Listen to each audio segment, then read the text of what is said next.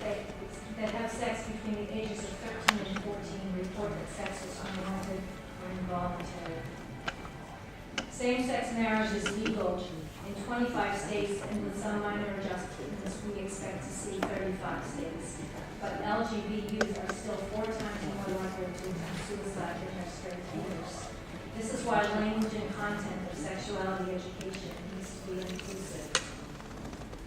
In 1996, $50 million was allocated annually for 5 years to states for abstinence-only programs. These programs teach this. Abstinence from sexual activity outside of marriage is the expected standard for all school-age children. The reality is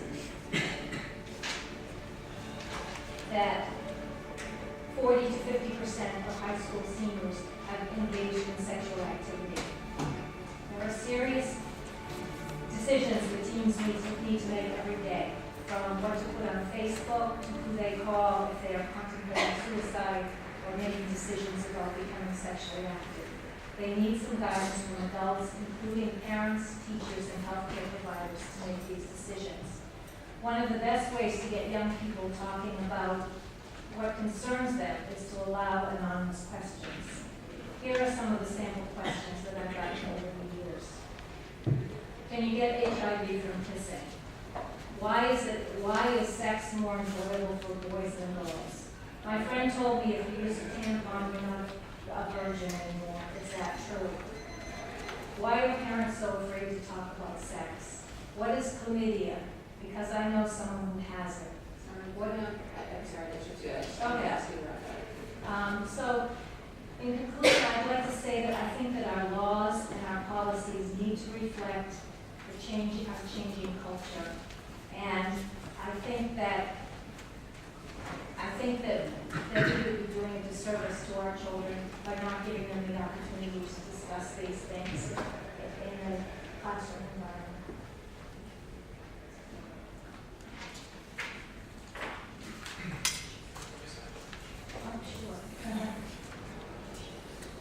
Good afternoon.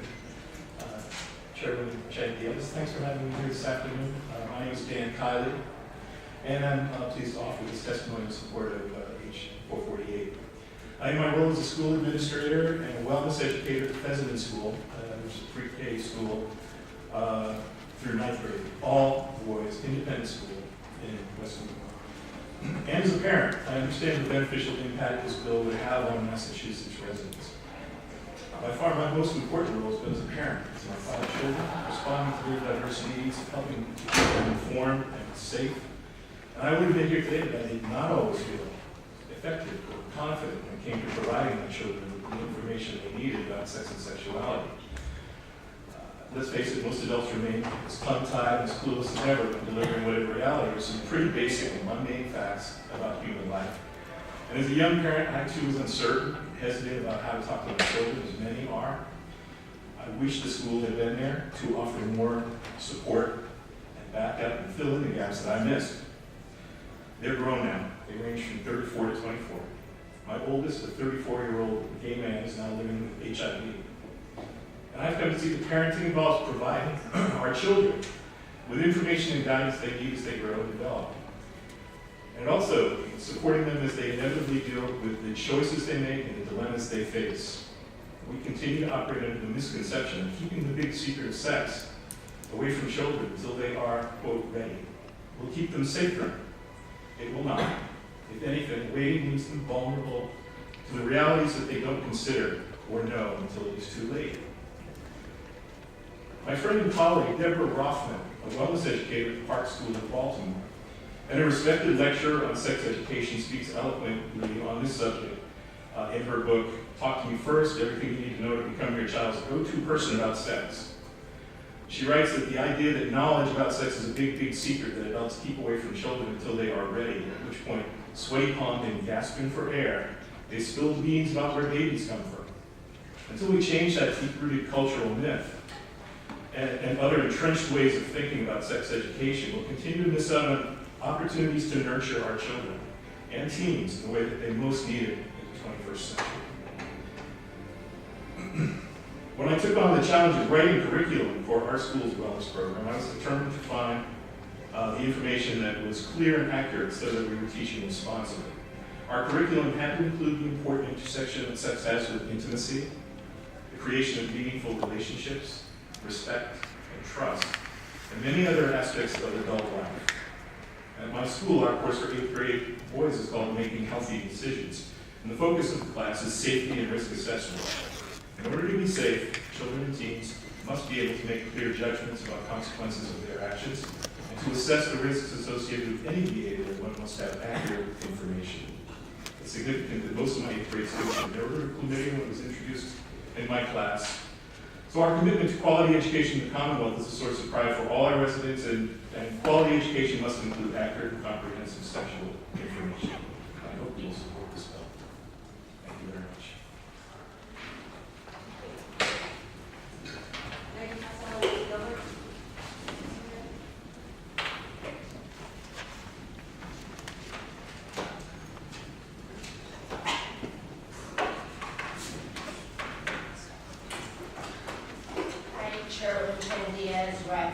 Our Executive Director, Mary Costello, is not able to be here, so I'm going to be reading her testimony.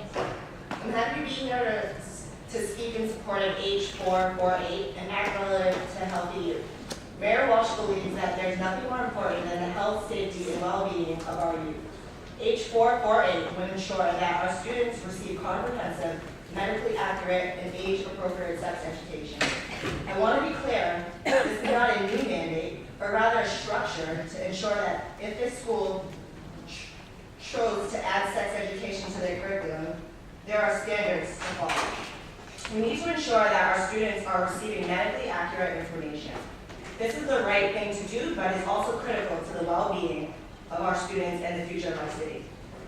Rates of STIs such as chlamydia are rising, particularly among our youth. For instance, the number of reported cases of chlamydia in Boston in 2013 was 1.83 times the national rate and represented 18.1% increase in the number of reported cases since 2008. The majority of chlamydia cases reported in Boston occurred in 15 to 19-year-olds. In particular, in Boston, we see a persistent racial gap in rates of chlamydia, where blacks had the highest number of chlamydia cases in 2011, which was 9 times higher than the rate in whites. Additionally, Latinos reported the second highest number of cases at 4 times that of whites. Working with the Boston Public Health Commission and the Boston Public Schools, we promote the health and wellness of all students in order to advance both their positive development and their readiness to learn. We do this by taking a coordinated school health approach, in which we emphasize interdepartmental and community-based partnerships. As part of this work, we are working to increase our ability to provide all students with comprehensive health education. This is a priority for the entire district, not just for a few schools where it's easiest, because it's clear from our own experience at BPS and from scientific evidence that this is an equity issue. Students who are not healthy cannot reach their full potential to learn and achieve in school. Fortunately, schools are in a unique position to both support parents in their task of building student skills related to healthy development and impact norms among students themselves.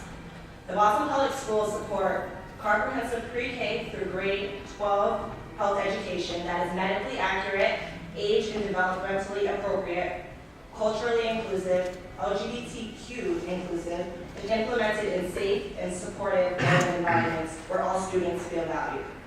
Sex education should promote healthy lifestyle habits, healthy relationships, and healthy literacy for all students. To achieve this vision in 2013, BPS developed a new set of BPS frameworks for health education curricula that integrate the Massachusetts Comprehensive Health Curriculum Framework and National Health Education Standards, as well as the National Sexuality Education Standards. In our effort to standardize these classes, however, we need the support of the legislator to ensure that comprehensive health education is as much of a priority as all other academic subjects are in the district level. We hope that the legislature will recognize how critical it is to create consistent standards across the Commonwealth in order to demonstrate the critical importance of health education alongside other education requirements. For these reasons, I request that you report out H4 for 8 favorably. Thank you very much for your time, and I will defer to the school committee. Hi, good afternoon, and thank you so much in your admirable endurance in hearing all of our testimony this afternoon. My name is Annie Gilbert. I'm a former teacher. I'm the parent of 3 children, and I'm now serving my 7th year as a member of the Andover School Committee, currently as chair. I'm here because I think the Healthy Youth Bill is vital. It will ensure better outcomes for more students by giving them access to comprehensive, medically accurate, age-appropriate sex education. For most communities, this bill will have no impact whatsoever because most communities already do provide a sex education program that fully aligns with the Massachusetts Comprehensive Health Curriculum frameworks.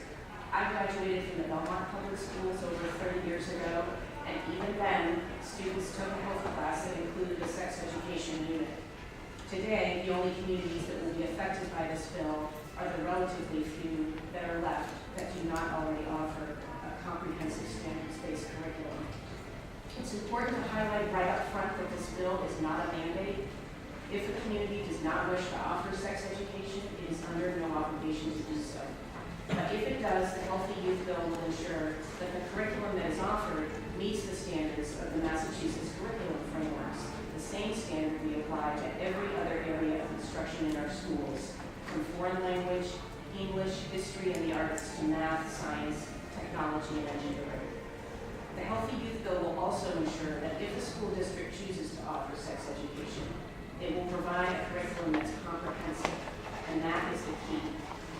Just as there is no evidence that the Just Say No campaign of the 1980s had any effect on reducing teenage drug use, there is also no evidence that abstinence-only programs have any effect on reducing teenage sexual activity today. What research does show is that comprehensive programs that include information about both abstinence and the use of contraceptives delays the initiation of sexual activity among teens. It reduces its frequency, reduces the number of sexual partners teenagers have, and reduces the incidence of unprotected sex. No matter what the subject, in our schools, we know that no single approach to delivering education used in isolation is ever effective. What's more, in the digital age, students are bombarded with all kinds of information, making it all the more important that our schools don't limit discussion about sexual activity to simply an abstinence-only approach. In Andover, our sex education curriculum covers a broad range of topics: reproductive anatomy, choosing abstinence, contraception, teen pregnancy, sexually transmitted diseases, sexual orientation, and sexual harassment and violence prevention. Some might say this is too much information. My son, who is a junior at Andover High School, took this course last fall, and recently I asked him what he remembered from it. The very first thing he said was, how to say no. Successful programs place a lot of emphasis on refusal skills in conjunction with information about contraceptives. These comprehensive programs are the programs that are proven to work. In closing, I'd just like to say that as a longtime school committee member, I am somewhat wired to respond negatively to any piece of legislation that even remotely seems like a mandate. This, though, is virtually a school committee member's legislative dream, a bill that ensures adherence to research-based standards of best practice without adding any cost, without interfering with local control, and without interfering with a parent's right to opt out if they choose. This bill simply codifies what has already been proven to work. So I thank you for your time, and I ask for a favorable report to help you with this bill. Thank you.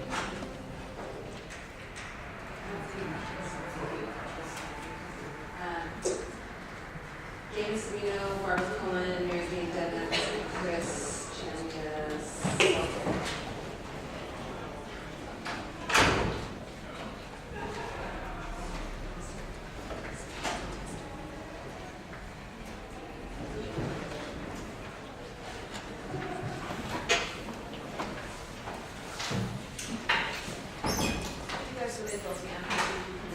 Yes. 2 minutes, we're so far over. I think I can do last, I will read my testimony. My name is Jamie two recent high school sons, freshmen and seniors in college. I would only add that there is a lot of sex education going on in our schools. It's going on in the bathrooms, it's going on in the playgrounds. I learned in 6th grade to dread, Mom, I've heard, or Steve said, because there was comprehensive education in our schools, my sons were able to process this in light of that, they were able to talk to us. But having represented scores and scores of pregnant parents and teens in their professional career, many parents have not spoken to their children. There's much myth, there's much legend, and it is going on in the school bathrooms in Wellesley as well as Boston, it's across all demographics. And having this will allow students to go beyond the myths and legends and partial information. Thank you very much. I'm Barbara Asher-Cohen. I come to you today as the retired Health Education Program Director for Boston Public Schools. I was the project director for the Centers for Disease Control Youth Risk Behavior Survey. And presently now I serve as a sex education consultant, and I teach at Boston University and Harvard Law School in the lines of sexual and reproductive rights and sexual education. I taught sex ed at Boston Public Schools K through 12 for many years. I wrote the health frameworks that you've heard reference to. I was the project director for the YRBS, and I know that a lot of our 13-year-olds in Boston are having sex at a very early age, if not earlier. And I'm just so happy that we're here again today to try to get this bill passed, but I'm also very embarrassed that it hasn't passed yet. We need to ensure that all students receive the information and skills they need to keep themselves healthy. We don't want children to learn bad information, not know how to take care of their bodies. We want them to have healthy relationships and go forward to grow to be healthy adults in sexuality. Do you understand the damage that the state is doing to our youth by not ensuring that they receive the age-appropriate, medically accurate sexual education? I do. In my many years of teaching, I spent countless hours dispelling myths, countering hearsay, and correcting misinformation given to students. This past 12 months at Boston University and at Harvard Law, I could not believe how many 22 and 23-year-old students from across the Commonwealth were telling me I was the first person they'd ever discussed sexuality with. This is really a harm to our youth, to our young adults. We need to pass this Healthy Youth Act to give our teachers, our parents, and our students what they need to be able to teach sexual education the way it needs to be taught. Thank you for your time. It's been a long day for him. My name is Mary Jane Devins, and I am speaking on behalf of support of Bill 448. I am a parent, school volunteer, a health and wellness advocate, and I understand the beneficial impacts we have. I was a very active parent. I was PTO president at our daughter's elementary school, and so on the school property, I would talk to parents and ask them if they ever talk to their children about sexual health or sex in general at all, and the large majority answered no, and that they were scared to. So when we received the notice that our elementary school would be addressing sexual health, they were excited. And then I found out that the class was a one-time class, had an outdated movie. They wanted to explain the actress in the movie about female parts with a pancake bag.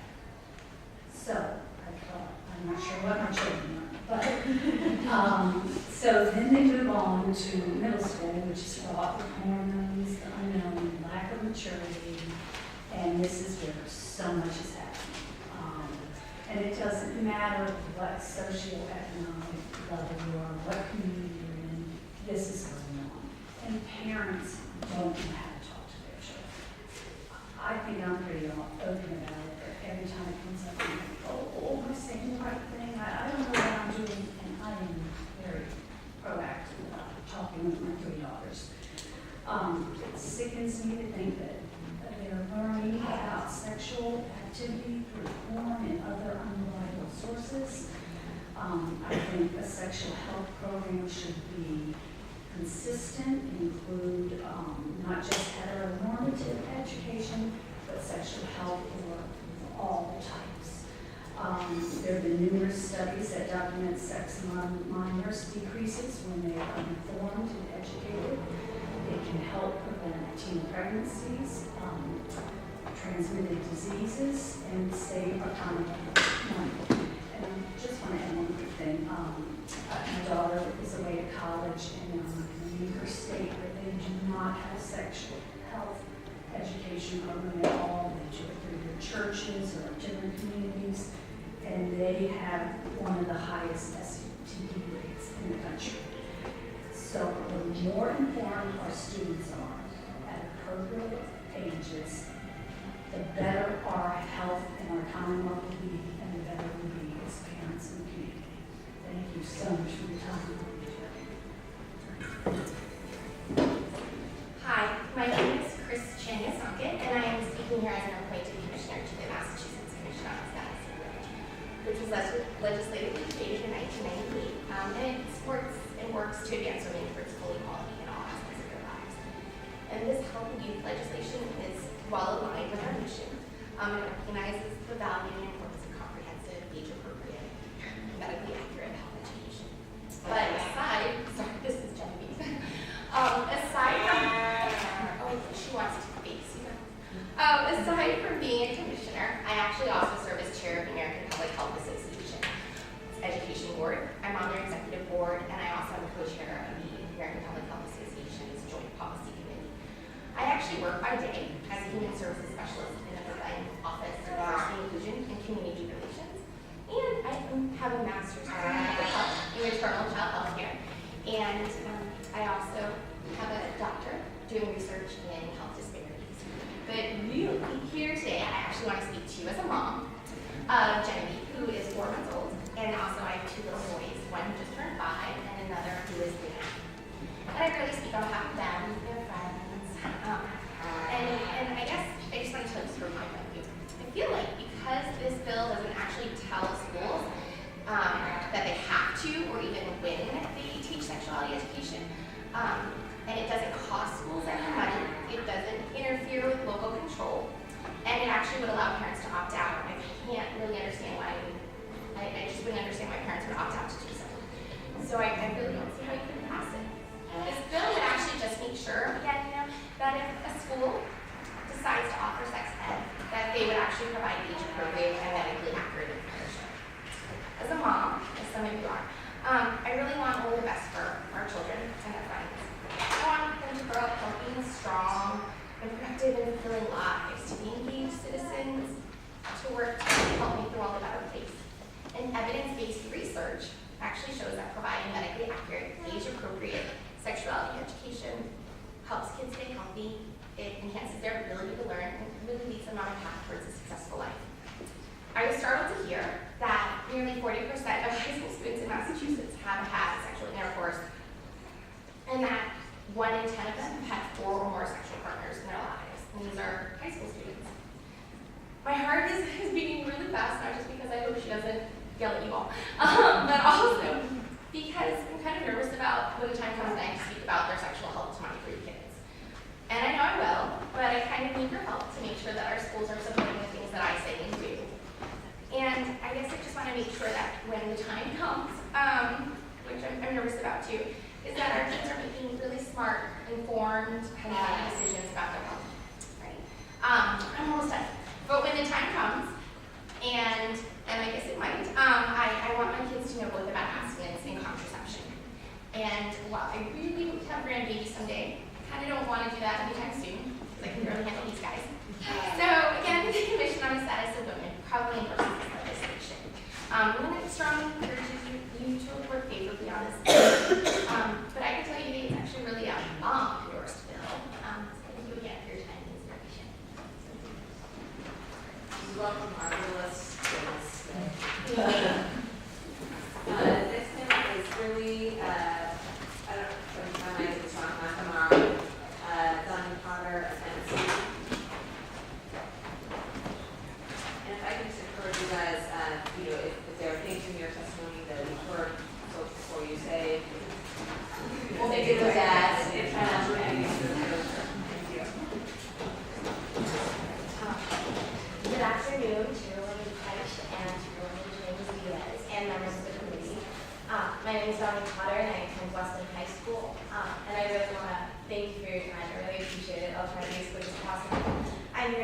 testified in support of the Healthy Youth Bill. I sit here today in a unique position because I have received really good sex ed. However, most of it did not take place in the classroom. Having 3 older sisters, I guess you could say I was homeschooled in sex ed, so I testify today recognizing that I'm an outlier in my sex ed experience. Most Massachusetts students do not have 3 older sisters or live in a household where sexual health is openly discussed. I testify today on behalf of my friends who struggle to lead healthy lives as they do not turn to family for advice and are without any skill that they would have gleaned from a comprehensive and inclusive sex ed curriculum. I go to school in a district where teachers, parents, and students alike value sexual education. Our sex ed was generally sex positive, and by that I mean we were taught the value of abstinence as well as the measures we should take to protect ourselves if and when we choose to have sex. In Massachusetts, where many students are still receiving sex ed that includes abstinence only, this is a privilege. Nevertheless, over the course of our sex ed, my friends and I noticed major holes in the curriculum. Without a framework, our district struggled to develop an inclusive sex ed curriculum, and consequently the value of our sex ed varied depending on the individual's sexual orientation and in some cases their gender. For my lesbian, gay, bisexual, and transgender identified peers, our heteronormative health class was hardly relevant. They learned only that their experiences are still unspeakable. Most of my female peers noted the lack of education around options for contraception as another absurd omission. Finally, the lack of HIV and AIDS education was a major concern for nearly all of my peers. In my opinion, this oversight was particularly egregious considering young people ages 15 to 24 are the only group to have experienced an increase in new HIV diagnoses over the last decade. For my school, there is a happy ending to this story. Our school officials saw the need for a more comprehensive curriculum and began working with sex education professionals last year to revamp our sex ed. Unfortunately, the same cannot be said for many other districts across Massachusetts, opting to include abstinence only while foregoing any education on same sex. I support the Healthy Youth Act because I believe it will address these disparities by providing a framework for sexual education that is LGBT inclusive, covering birth control, HIV, and a myriad of other topics that are critical for equipping young people to make healthy decisions.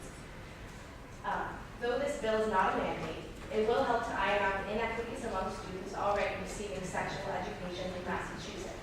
There will never be a perfect sex ed path, but there is no doubt in my mind that this legislation will put Massachusetts on the path to lead the nation in sexual and reproductive health. Thank you.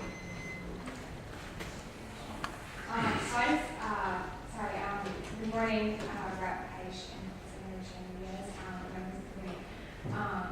Or just the guests. Oh, okay. I just want to make one point. We've heard a lot from people today. We grew up with the internet. I grew up with the internet. I know that most of my peers are living on the internet at this point. There's a reason why the dating apps have exploded in popularity. People are going to the internet to find sexual partners. They're going to the internet also to find information about sex. And I know from just my Google searches that the internet is awash in this information about sex. So we really need to provide a foundation so that young people can have accurate information, a place to start from, when they're trying to make sense of their bodies and their sexuality and relationships. So that's really all I have to say. Thanks very much. All right. Madam Chairwoman, all members of the committee, thank you all. I'll be quick. My name is Evan Stephen, and I'm pleased to offer this testimony in support of House Bill 448 and Senate Bill 265. So as a 15-year-old sophomore at Cambridge High School, I've observed a substantial amount of evidence to suggest that proper guidelines must be put in place in order to provide sufficient knowledge to students and further encourage them to make safe and healthy decisions. Throughout my time at CRLS, I've encountered and befriended other students who were either pregnant, had previously given birth to a child, were fathering a child, or had an STI acquired through a sexual encounter. Needless to say, they're not hesitant to tell me the great difficulty that these occurrences brought to their lives. Being a student who was taught sexual education at Cambridge in the 9th grade, I feel that it must be said that this course is lacking in several departments, despite being one of the better sexual education programs out there. Firstly, the information goes by quickly and is not comprehensive. STIs are brushed over and none are explained in true detail. Likewise, for the principles of safer sex. I felt as though the instruction lacked emphasis on subject matter that can and does change young people's lives. Secondly, I found the information and method of teaching to be far from relatable. I felt entirely disconnected from the information being told to me, and therefore was much less likely to understand the importance of safer sex on an emotional and personal level. The effects of not practicing safer sex regularly were described as symptoms, never delving into how an STI or pregnancy could affect your everyday life in a major way. Based on my own experience and the interactions I've had with those who have been so greatly affected by the lackluster sexual education, I believe that it's needless to say that standards must be set to ensure that students are being provided with sufficient knowledge to make healthy and safe decisions in their own lives. Thank you. I would just like to thank the students for coming in. I know that probably is not easy to get here. We've sat here for a long time, and I think as everyone else, it's great to see you engage in the political process. Appreciate it. I'm very credits on our side. Linda Bayer.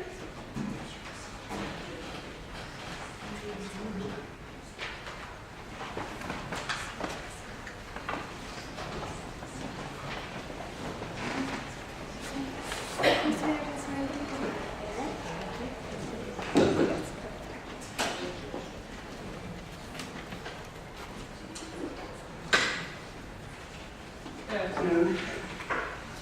My name is Linda Bayer. I'm Vice President of Massachusetts Citizens for Life. I retired in 2004 after teaching science for 34 years in Boston Public Schools. I've also just completed my 33rd year of teaching respectful life and human sexuality programs to church groups in the greater Boston area. These programs have served over 200,000 young people. I wish to testify in opposition to House Bill 448 and any bills that would substantially use the health curriculum frameworks as a guideline. The reason I say that, I would like to correct some disinformation. 10 years ago, I went down to the State House bookstore and I bought the Massachusetts health curriculum frameworks. I spent $6. I wanted to take a look at what was being proposed. This is a direct quote. This is objective 4A from the health curriculum frameworks. This is aimed at kids 14 through 17 in high school. Quote, identify and explain laws about reproductive services. I'm going to say that again. Identify and explain laws about reproductive services.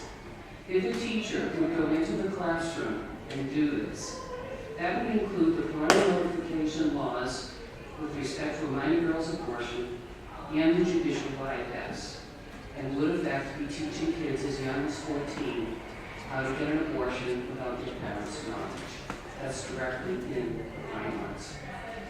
The frameworks also would have teachers explain resources available for, quote, reproductive health problems to students as young as 14. Presumably, this would include abortion providers or referrals to agencies who could explain the parental notification law. These are agencies that are involved in abortion services. The junior high school, I would have you look at objectives 4.7, 4.8, and 4.9. This would have teachers prevent methods for pregnancy prevention and STI prevention to kids as young as 11. Students would report on the policies of various states, presumably that includes Massachusetts, regarding STI prevention among youth. In Massachusetts, any youth that a young person had requested basically is able to get birth control. So again, the kids are being told how to access birth control without the knowledge and consent of their parents. According to the CDC, right, in Massachusetts, only 23% of school districts involve parents directly in sexuality education. I'm here to advocate for all those parents who are working and providing a roof and food and clothing for their children and can't do it today. I've heard from almost everybody else, but it's also, to me, kind of conspicuously, there are certain things that are absent from the curriculum frameworks. The high failure rate of contraceptive use among teens. I saw this over and over again in the Boston public schools. Kids would access contraceptives, and 3, 4, 5, 6 months later, many of them would turn up pregnant anyway. They're not told about the limits of condoms in protecting against certain STDs, such as HPV. Kids think these things are magic. There is no visual presentation of fetal development in an age of ultrasound. Think about it. In an age of ultrasound, we don't show ultrasounds of fetal development to young people so that they can make informed decisions about the abortion issue. Most kids become sexually active not because of love, not because of hormones, but because of peer pressure. And it's totally inadequate the way we school kids about how to deal with peer pressure. I'd like to point to the results of a federally funded study. It was done by people at Johns Hopkins. If you could provide us with a written copy of that, we'll make sure that it gets to the committee members, but you're already over time, and we're way over the plan to end time for this. I appreciate it, but I would strongly recommend that you take a close look at the frameworks themselves and see what they say. I appreciate your detailed and knowledgeable reference of the frameworks. Stating. Mary Jane Devens. I already You already went, right?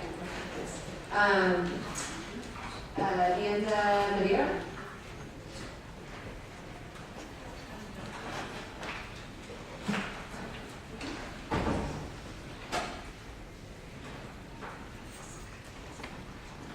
Hello, I'm not Brenda Medora, I'm Natasha Viana, I'm speaking on behalf of her.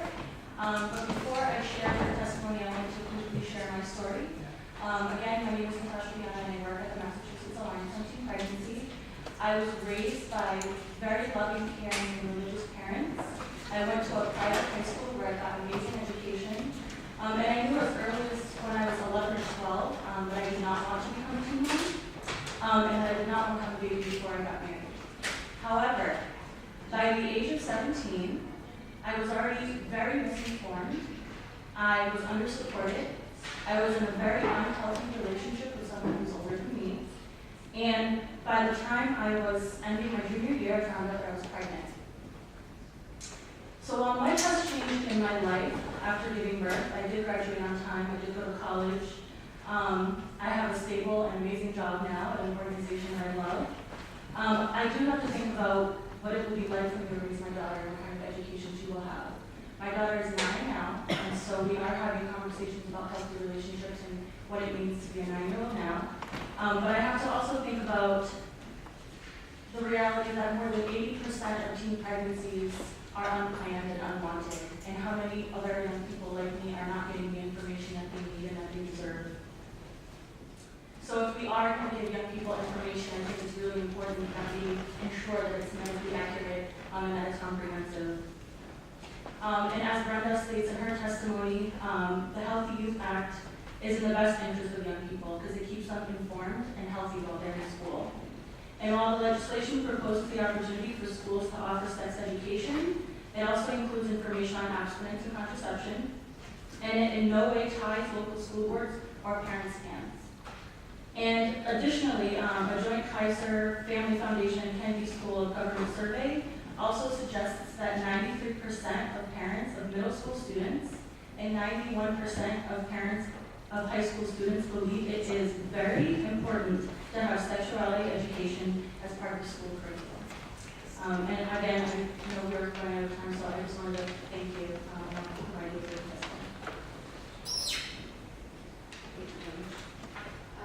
I see Steve Finnegan signed up, but I don't see him in the room. We will register it on the SC in support of the bill. Andrew Becker.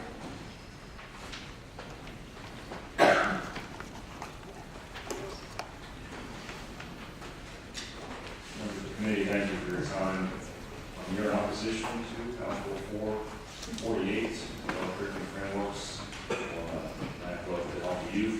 So I'm not only the president of the Massachusetts Family Institute, I'm also a father of school-aged children, one of whom is in middle school this year.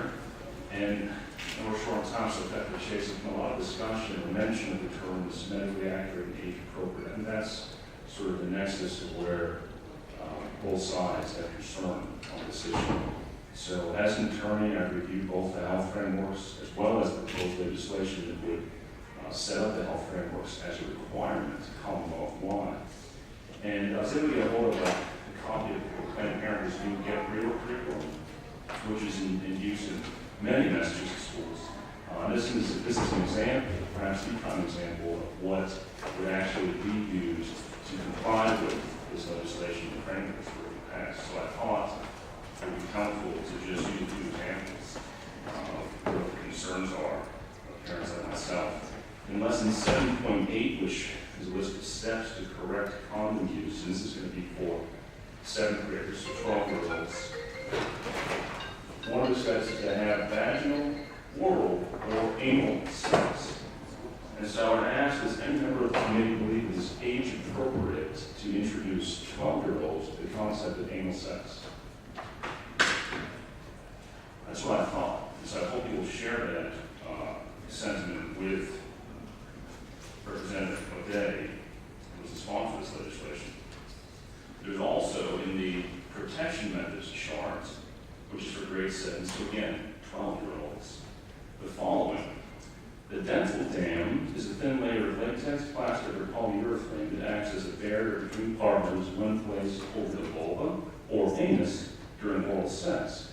And again, I ask, does anyone in this committee believe it is age appropriate to introduce 12-year-olds to the concept of oral anal sex?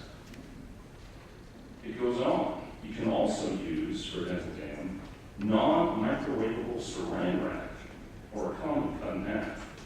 And so I would ask, does anyone believe that it's medically accurate to encourage youth to use saran wrap as some form of contraceptive? So these are some of the objections.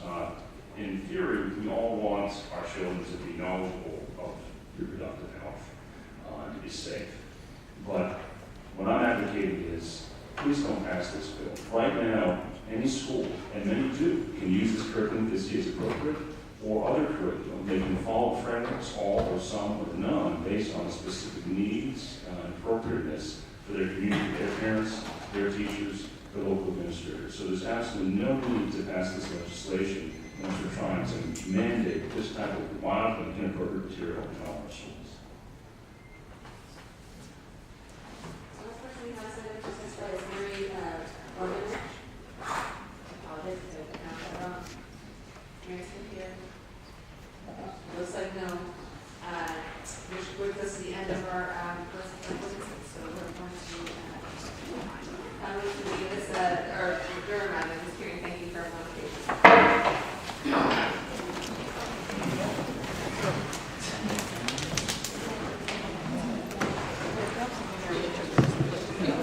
Is that really the kind of stuff? Yes, okay, you can just do, okay, all right. Well, he was pretty good.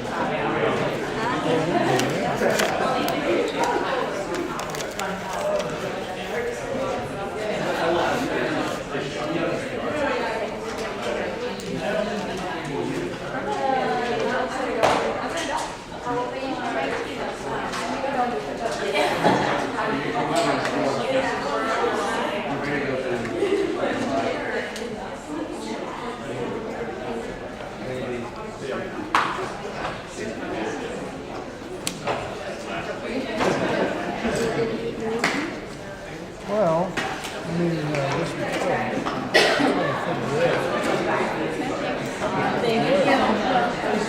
Is this still running? Yep.